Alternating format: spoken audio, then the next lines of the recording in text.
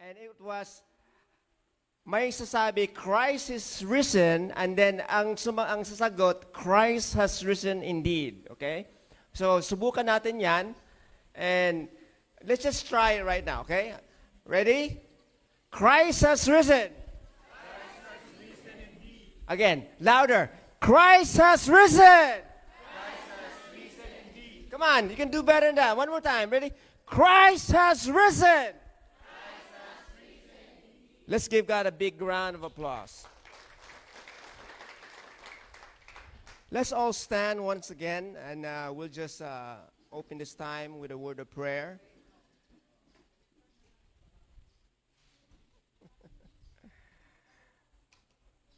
Father, we thank you for what this weekend, this Sunday represents.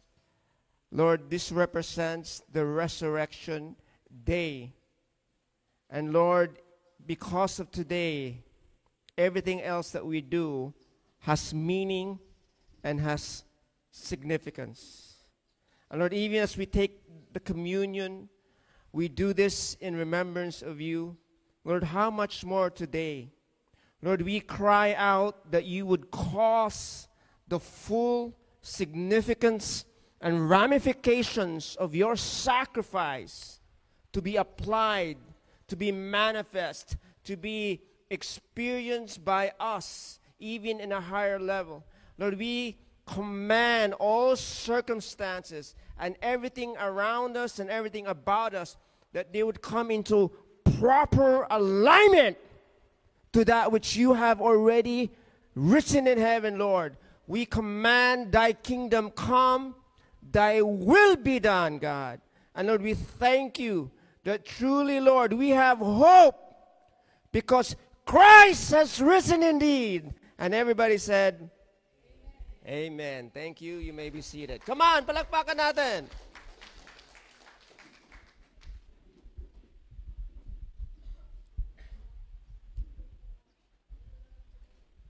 Turn to your neighbor and just tell them, I'm so happy to see you here this morning.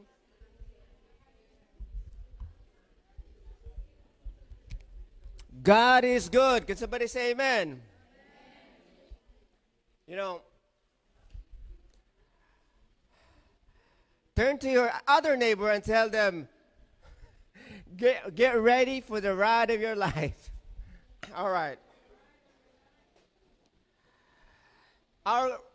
Our text this morning is found in 1 Corinthians 15, verse 17. I am going to read from the ASV, English Standard Version. It says here, and if Christ had not been raised, your faith is futile, and you are still in your sins.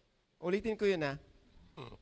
If Christ had not been raised, your faith is futile, and your sins, and you're still in your sins. I mean, that verse probably says it all.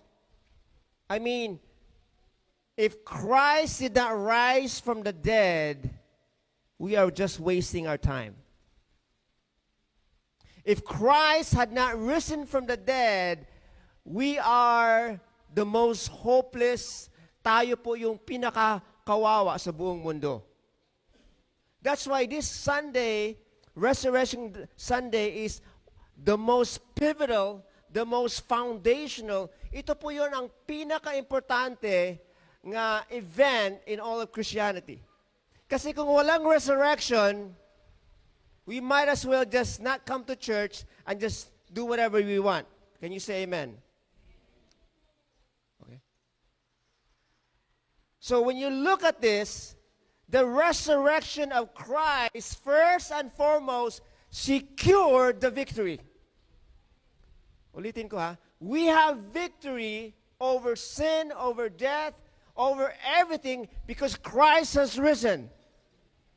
See, that's how important it is. A lot of us, we don't understand. We lose what is vital, what is important because of everything that happens on Easter. You know, in the West, Holy Week is represented by what? Their holiday. Easter Sunday. Alam niyo, ang pinasanay sa West is, this is a time that they go Easter egg hunting. I mean, it is a pagan festival that they match with this most of, incredible time for us, Easter week, And when you look at this, understand first and foremost that the resurrection of Christ is the cornerstone of Christianity. Now, hindi ako arkitekto, hindi din ako structural engineer. So tinanong ko yung architect natin, ano ba yung cornerstone? Di ba? Di ba? Ano yung cornerstone? Di ba? Ano ba yun? Bato doon sa kanto? Yun bang ibig sabihin? Bakit importante ito? Bakit sinasabi dito that the resurrection of Christ is the cornerstone of Christianity? Ito, I want to read it. Mayroon talagang dati, they used a cornerstone. Sabi ni Pastor Tyron, ngayon hindi na kasi it's modern, they're using, the different systems now. But the cornerstone back then, okay, had a literal meaning. Ginagamit talaga. Ngayon, figuratively speaking, ito to, sobrang powerful to. It refers to the basic, essential, the most important. Sabihin mo, the most important. Kung titingnan mo ang Christianity, ito po yun ang pinaka-importante. Bakit ba? Kasi lahat ng aspeto ng Christianity is built upon this. Kung walang resurrection po, there's nothing. If Jesus did not rise from the dead, guess what? We are still in our sins. That's why when we say the cornerstone, anong ibig sabihin yan? Po, ito yung pinaka-foundational. Ito yung po yung pinaka-fundamental principle. And everything else is built upon this. It's crucial. Under ang element, ideal, every system or organization is built upon a cornerstone. Christianity is built upon the resurrection of Christ. So ulitin ko, Christ has risen indeed. Binaliktad ko na. Christ has risen! Mahina pa rin, no? Na-excite na sana ako. Sige lang. When I say this, say that with conviction. Kasi, grabe pala to. I want you to leave home with this impact and impression sa'yo. Grabe palang resurrection. Lord, thank you, God. Na bakit ba ang resurrection nagiging cornerstone? Mayroon tayong mga bagay nga pag-usapan natin. Ang una dito po, number one is that because of the resurrection, we have victory. Everybody shout, victory! Over sin and death. Ulitin ko ha. The reason why the resurrection is a cornerstone of Christianity is because first and foremost, it represents victory over sin and death. Parang hindi kayo excited, ah. The reason why we don't have to live in defeat and sin, that Jesus came to destroy the works of the enemy. He came to destroy the curse of the law. You know what the curse of the law represents? It represents sickness and disease. And Jesus, when He rose from the dead, guess what? He conquered death and sickness and sin. Come on, can somebody say hallelujah? Okay lang, i-share ko yung testimony mo. Si Mama Lydia kasi, pababa, naglilimp.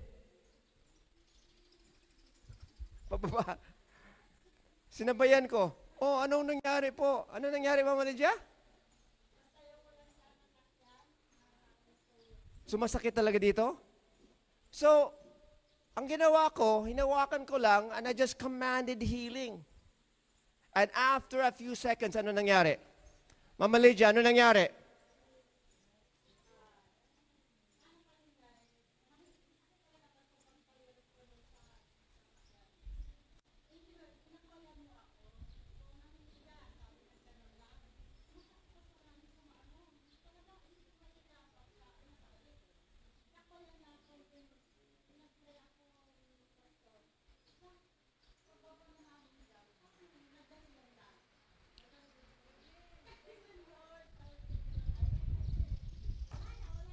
Come on, palakpakan natin si Lord. Woo! Hindi po to storya lang. Hindi po to kwento lang pala. If there's sickness, if there are diseases, if there are things that are the result of the curse of the law, if there are things that against your family, I want to tell you, we already have victory over them. The resurrection has secured victory over sin and death. You know, yung pastor na, ako kasi po yung nag-plant ng Victory Zamboanga, no? And yung pumalit sa akin, si Pastor Richie, sobrang galing yun. UP Manila yun. One of the few epidemiologists in the whole Philippines, yung expert sa disease. Yung one time, nagkwentuhan kami, one of the things na talagang hindi pa si Christian, ang takot siya, saan siya pupunta kung namamatay siya. Sino ba dito, alam nyo na, saan kayo pupunta kung darating ng panahon? Talagang takot siya kasi parang, aywan ko, ang ibang, may mga tao kasing ganun eh. Do you know where you're going? And you know what? This is something that I can encourage you. This is something I can boast about. Because of the resurrection, alam na natin saan tayo pupunta. Death has no longer its hold upon us. You know, death is the greatest force, one of the greatest force in the universe. See, ano ba yung kakaiba kay Jesus sa lahat ng mga leaders sa buong mundo? What is the one thing that you can say na talagang iba si Jesus? Ano ba yung mga characteristics or attributes na gustuhan mo sa mga leaders nga matindi? Sino ba yung mga matinding leaders? Si Mahatma Gandhi, mga daming leaders, no? Ano yung mga bagay na gustuhan mo sa kanila? Ano yung nakakahiwalay or separated Jesus from all those leaders? Oo. Alam nyo na eh. The difference is that all those great men are still in the grave today. But if you were to look for Jesus, I'm here to tell you, He has risen from the dead. Come on! Come on! Woo! Guys, make it a habit. This is a celebration time. That's why I appreciate Pastor Lloyda, nagpahanda tayo. We should celebrate the most important event in history of mankind. Yes, it was important that Jesus died on the cross. Yes, He was crucified. He did all of that. But listen, kung ginawa niyo yon, tapos He's still in the grave, walang silbi. Why? Because it means that death and sin is more powerful. Guys, come on.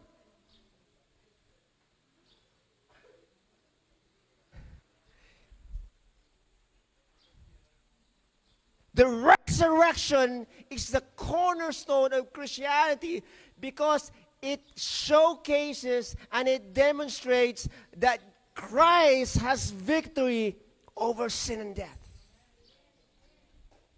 Come on! Kailangan ko ma-stir up yung nyo eh. Parang nasanay na lang tayo, manunood lang no. Guys, this is parang parang suntok to sa natin. Guys, He's risen. Christ has risen. Na-miss niyo yung opportunity, ha? Ulitin natin. Christ has risen. Woo! Palakpakan natin, come on. So yung ginawa niya by rising from the dead, He conquered. He annihilated, He destroyed sin and death. Come on, yes! In Romans 1:4, it says, declared to be the Son of God. Okay? Romans.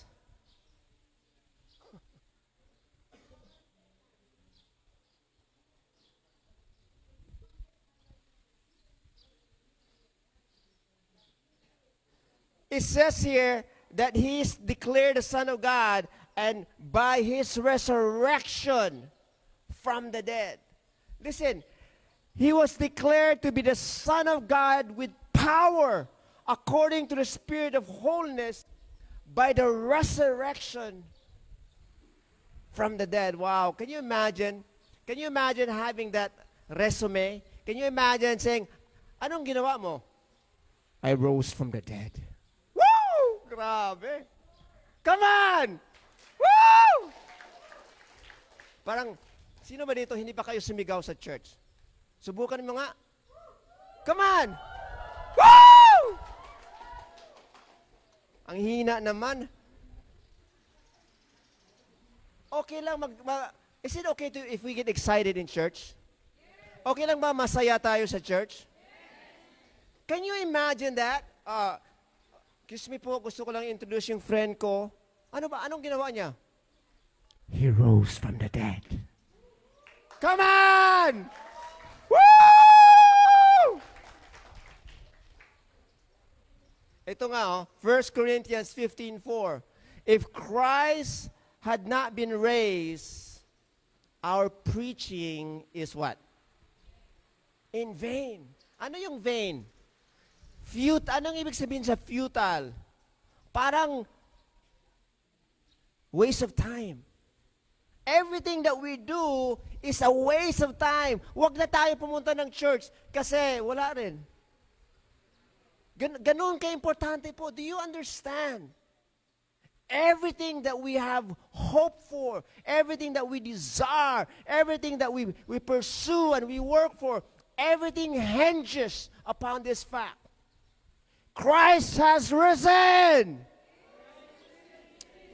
Ang hina naman. Come on. Okay. Number 2.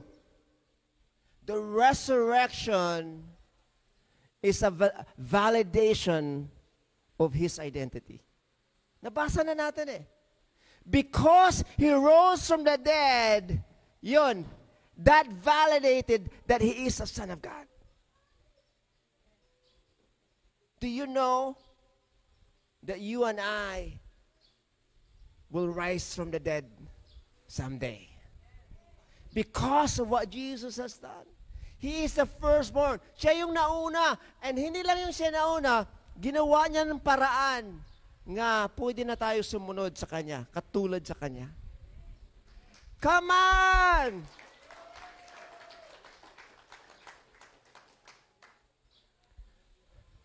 Guys, alam nyo ba, sa totoo lang, no, kung pag-isipin nyo, kung ipag-aralan nyo, kung titingnan nyo, si Jesus ba, lahat yan ang sinasabi niya, okay? You have to come to two conclusion lang. Number 1, totoo yung sinasabi niya, or number 2, loko-loko talaga siya. Really? Diba? You can't say, oh, Jesus is a nice guy, you know, but he's medyo ano. No. When you look at His teachings, when you look at everything that He said, when you look at His mission, nagiging mas importante na yan. Why? Because He's proven it. Listen, what I'm saying to you is true. And I'm proving it to you now. Why? Death cannot hold me back. The greatest force, the greatest power known to mankind, walang pwede bypass. Tell me, sino ba ang pinakamayaman ng tao ngayon? Elon Musk. Ilang billions na ba siya, Pastora? Pwede ba sabihin ni Elon Musk, I will buy eternal life. I will create invention that I will not have to die. Pwede ba? Wala. Kahit gaano kayaman ka, kahit gaano ka powerful ka, si Putin, kahit gaano ka talino, wala. All of them, when the time comes, death will take them. Hello? Woo! Come on! Shake mo yung... wag niyo i-shake yung neighbor niyo. The resurrection validated that ang teaching ni Jesus and mission ni Jesus, totoo talaga. Come on! Sige. Christ has risen! Oh, better. You know, it's interesting.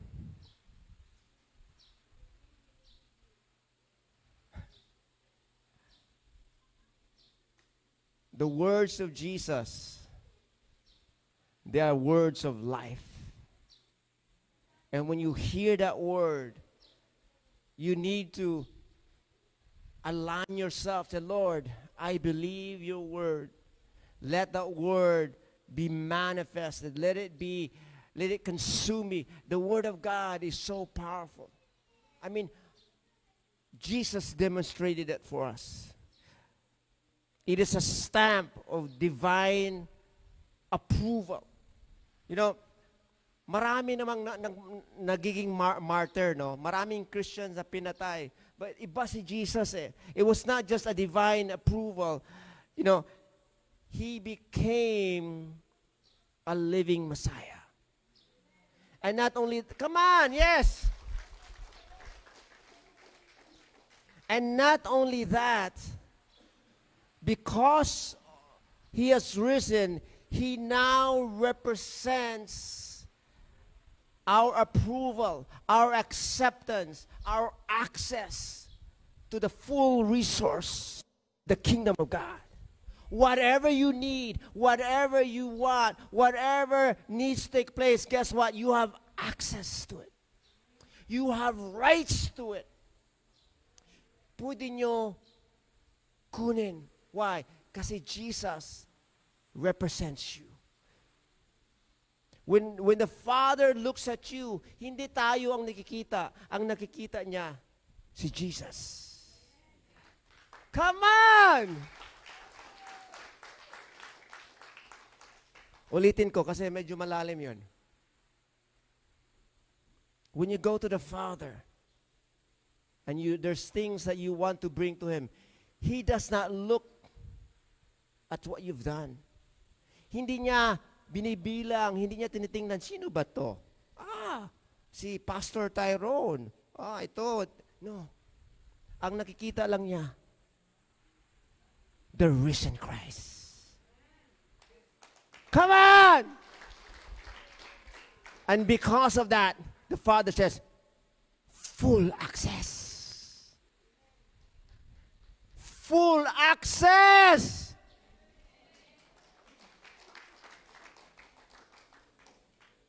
Parang konti lang yung excited. Dito lang yung pumapa.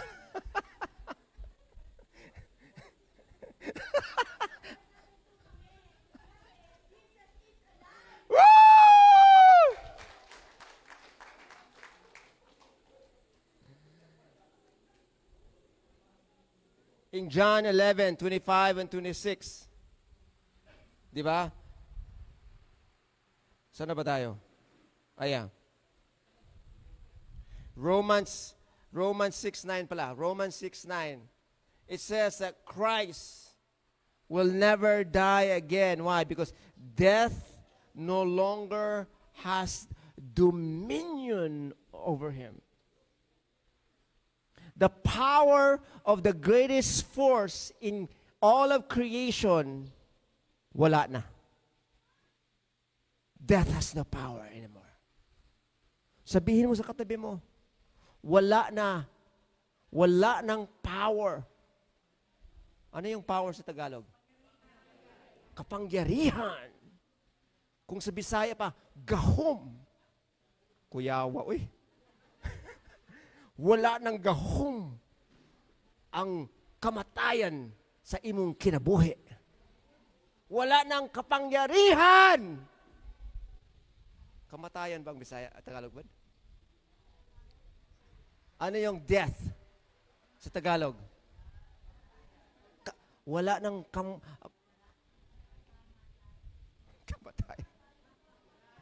Death has no power over us. Come on. Woo! In John 11:25-26 says, I am the resurrection and the life. Grabe, no? Close your eyes for a moment and just pag-isipin natin yan. Yung saying na yan. Jesus says, I am the resurrection and the life. I live with you. I am one with you. I made a way for you. I paid for you. So that for you, you have now become the resurrection and the life to all of the world. Come on, let's give God a big round of applause. So ano yung una dahilan na naging cornerstone tong resurrection? Number one? We have victory over what? Over sin and death. Number two. Okay? Number two, it's a validation of Jesus' identity. That He is the Son of God. He is the resurrection and the life. That He has given us full access to everything. And then number three, it is the foundation of Christian hope. Guys, the reason why we come every Sunday is because we have hope. Alam niyo po, I'm not really sure that, no? May nagsabi kasi, halimbawa, tao, kung tanggalin mo yung pagkain, he can survive for whatever. Actually, months, no? Pero tanggalin mo yung water, parang 3 days to 1 week yata. Di ba? Tanggalin mo yung hangin. Ilang minutes lang.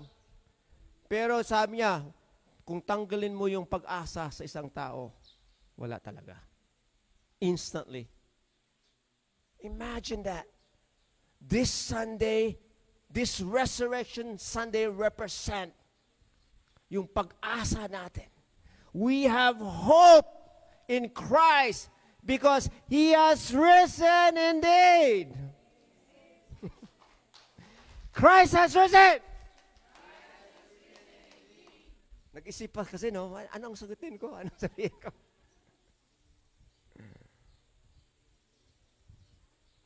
Guys, can I say this? The resurrection gives us, all of us, hope.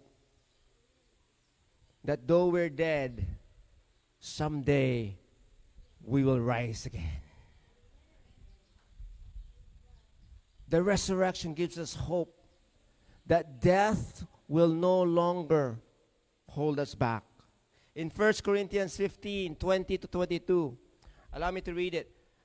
But in fact, Christ has been raised from the dead, the first fruit of those who have fallen asleep. See, that's why when he says the first fruit, it represents na nauna lang siya, tapos gumawa siya ng paraan para sumunod tayo. Tayo yung sunod. And in verse 21, for us by man, death came, by a man has come also the resurrection of the dead. For as in Adam all died, so also in Christ all shall be made alive. So ano yung prove? What does this prove? What did Jesus do by rising from the dead? Ano yung proof to?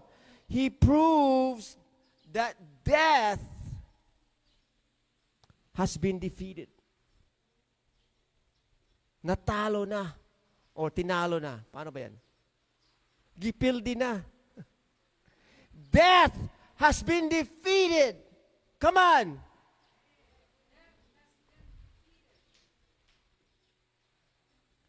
You know, when you look at this, ito talaga yung pinaka-sentro. Can I ask the music team to please come? Ito talaga po yung pinaka-center sa mensahe ng Christianity. Ulitin ko lang, number 1, His resurrection gives us victory over sin and death. Number 2, His resurrection validates the identity of the Lord Jesus Christ, that He is the Son of God, that He came as a first fruit to die for us so that we can live again. And thirdly, it is the hope. It is what gives us hope in our Christianity. All right? So this is what we're going to do. I want to challenge us to do something for Resurrection Sunday. Yung sinabi ni Pastor Tyrone kanina, actually, I do take communion almost every single day. Okay?